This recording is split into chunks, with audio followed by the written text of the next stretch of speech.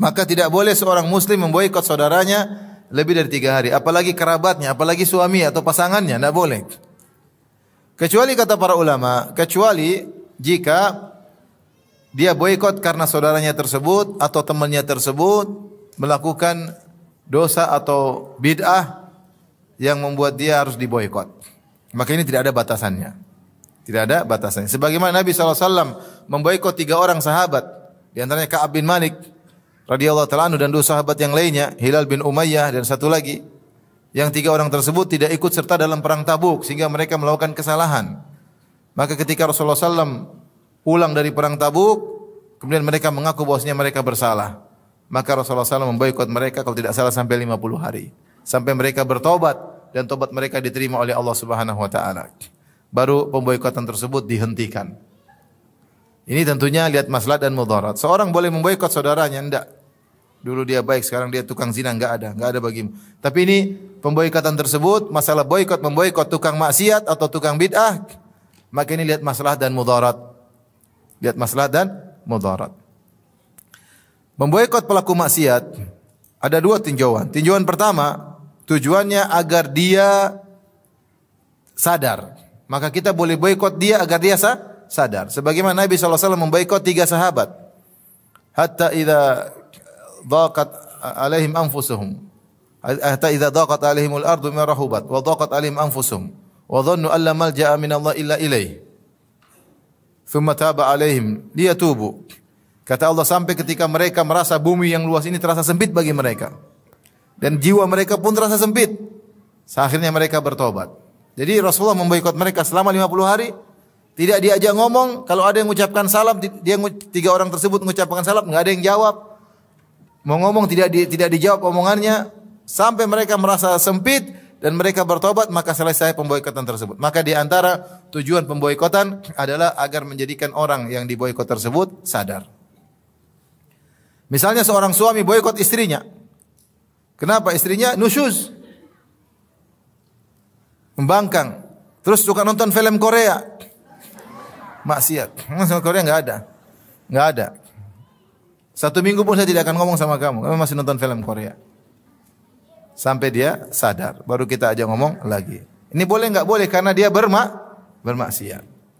Tetapi ini pun dikatakan oleh para ulama sekarang melihat maslahat. Terkadang kita boikot seseorang ternyata dia lebih parah. Lebih parah. Misalnya ada adik kita yang ternyata la qadarullah tidak kita duga atau teman kita ternyata minum khamar. Kalau kita boikot dia, saya enggak mau ngomong sama kamu minum khamar. Ternyata dia tambah parah. Dia malah berkumpul dengan komunitas peminum khamar. Maka jangan kita boikot. Jadi memboikot orang lain dalam rangka agar dia menjadi baik, ini melihat maslahat dan mudarat. Ada orang kalau kita boikot, dia berubah menjadi lebih baik. Ada orang kalau kita boikot, dia tambah parah. Kalau kita boikot tambah parah, jangan diboikot. Jangan diboikot. Karena sebagian orang kalau kita boikot, dia tambah bertemu dengan komunitasnya, dia tambah lepas, dia merasa tidak ada yang kontrol dia merasa tidak ada yang negur dia tambah parah menjadi-jadi.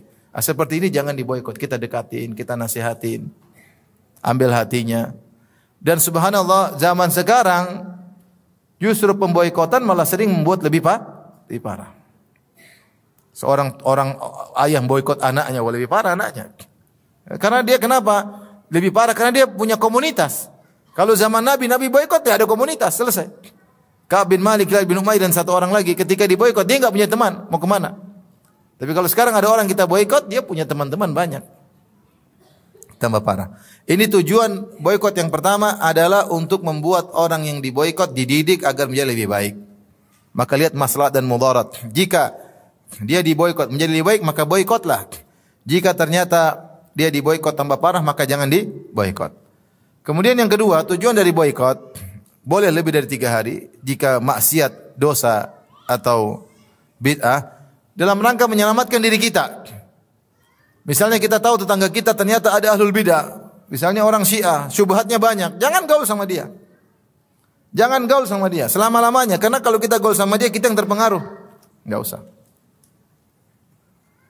Kita punya tetangga misalnya tukang takfir, suka mengkafir-kafirkan, suka ngebom sana sini. Jangan dekat karena syubhat itu kuat. Kata para salaf, al-qulubu dha'ifah wa syubhatu khattafah. Hati itu lemah dan syubhat menyambar-nyambar.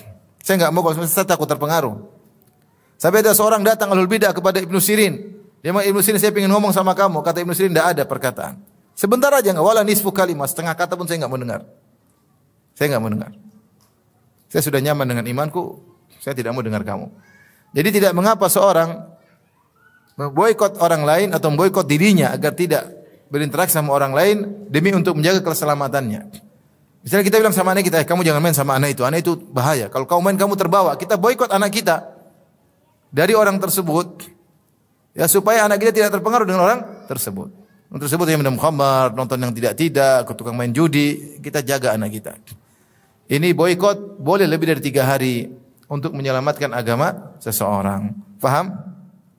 Tapi kalau boikot masalah duniawi, gara-gara ini gara-gara salah ngomong, itu tidak boleh lebih dari 3 hari.